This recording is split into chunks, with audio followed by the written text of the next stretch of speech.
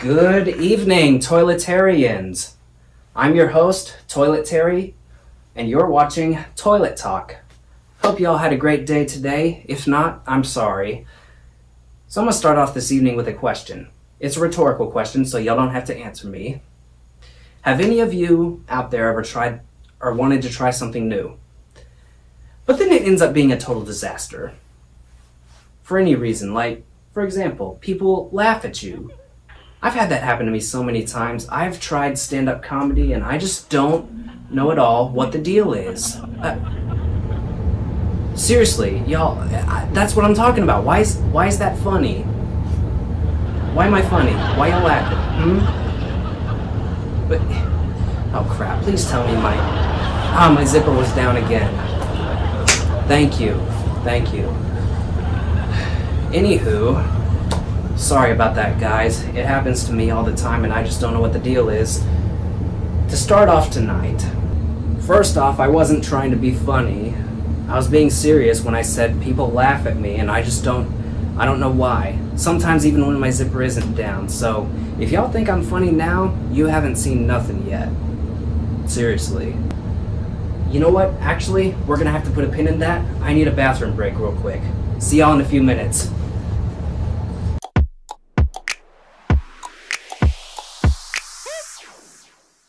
Whew! Alright, now where were we? What is so funny? Oh! Sorry guys, again. Anywho, tonight we're gonna talk a little bit on religion. Now, y'all may think, a man dying on a wooden cross, that's not funny. You're right, that's not funny.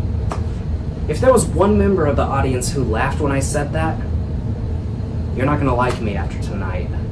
But I didn't hear any laughter, so if you laughed, I didn't hear it. So kudos to whoever didn't laugh, and congratulations to whoever did laugh if there was any, because I didn't hear it. Therefore, you're not gonna have to deal with me. Congratulations. Anywho, but yeah, I'm surprised y'all didn't laugh. Because when I was in youth group, everyone was laughing, they were disruptive. I'll tell you, it was a nightmare. Even when the teacher or the youth pastor was talking about the crucifixion, they'd still be laughing. And then, did the youth pastor discipline those who were laughing and were disruptive? No. No, he wasn't not like most youth pastors. What he would do was he would say, "Oh, so y'all think the crucifixion is funny?" I'm telling you, that worked every time. There would be no laughing for the rest of the discussion. That right there, folks, is exactly my secret. And by my secret, I mean my secret as to how I don't laugh before the punchlines when I tell my jokes, how I hold in my laughs when recording funny scenes for my movies or Bomber Busters, is I just think of my Savior on the cross, and then I don't want to laugh. It works every time. Y'all should try it, seriously. Anytime you want to laugh inappropriately, just think about Jesus. And just think, we as believers can do all things through Christ who gives us strength, even contain inappropriate laughter. Y'all don't believe me? You should try it. Because we all know one thing, that there is no sin worse than laughing in church inappropriately. I mean, if the preacher makes a funny comment, that's different. But if you're just sitting there laughing, then there's something wrong with you. You need a psychiatrist or something. That's nasty. That's nasty. If any of y'all who are watching this ever comes up to me and says, "Oh, Toilet Terry, your message was just garbage in that video on the talk show.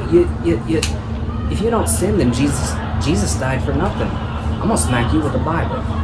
I'm serious, y'all. If you're a youth pastor and you're struggling, use that on your kids in Sunday school. I guarantee you it will work.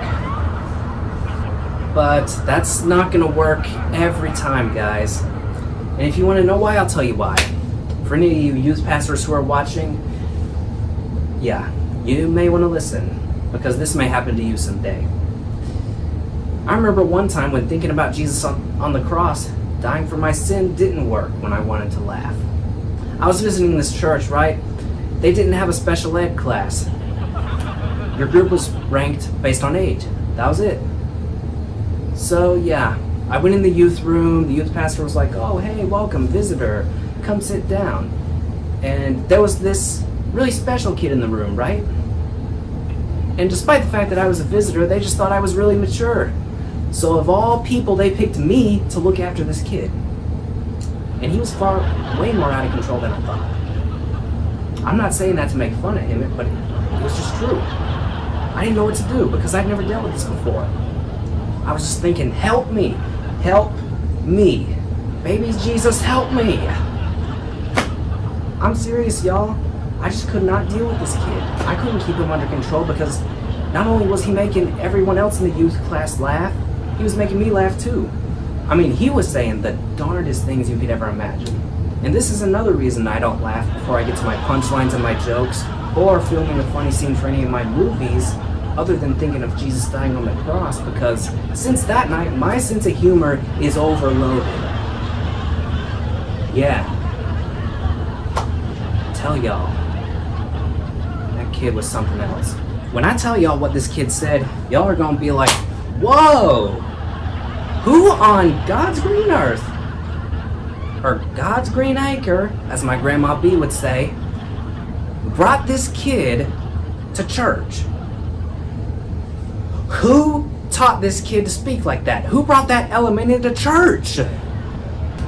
Some of y'all, when I tell y'all what he said, which I'll get to in a minute, sorry if I seem to be beating around the bush, y'all. Some of y'all might be like, did he just say what I thought he said?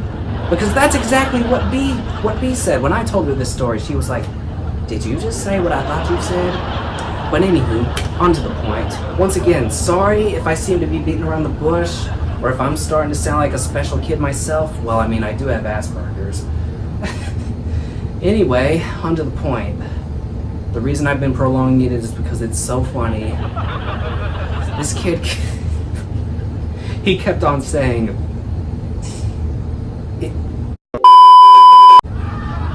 yeah. My grandmother was like, did you just say what I thought you said? Then I tell her the rest of the story. I tell her, yup. And the youth pastor got really mad at him. Didn't take into consideration the fact that he may be special. And he was like, young man, move up to the front and at least act like you want to be here. And Mr. Terry, I thought I told you to keep control of this kid. And I was like, I'm just losing it, okay? I'm sitting there losing it, and I'm like, I can't.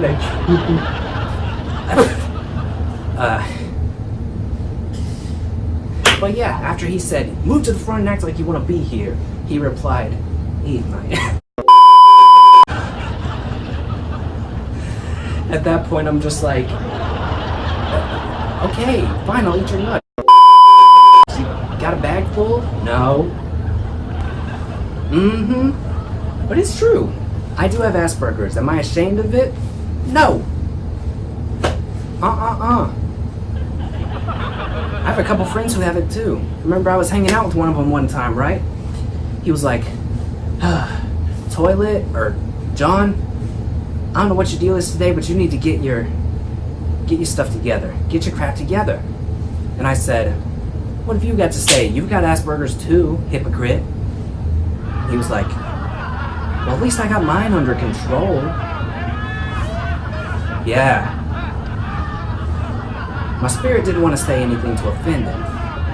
But my flesh was like, you sure about that? You sure about that? Oh boy. Good times, y'all. Good times. Anywho, folks, it's been a great introductory, I can't say big words, introductory evening. I will see y'all next time. Toiletarians, don't forget to click subscribe for more content. And I will see you all on the next Toilet Talk. Good night, everybody.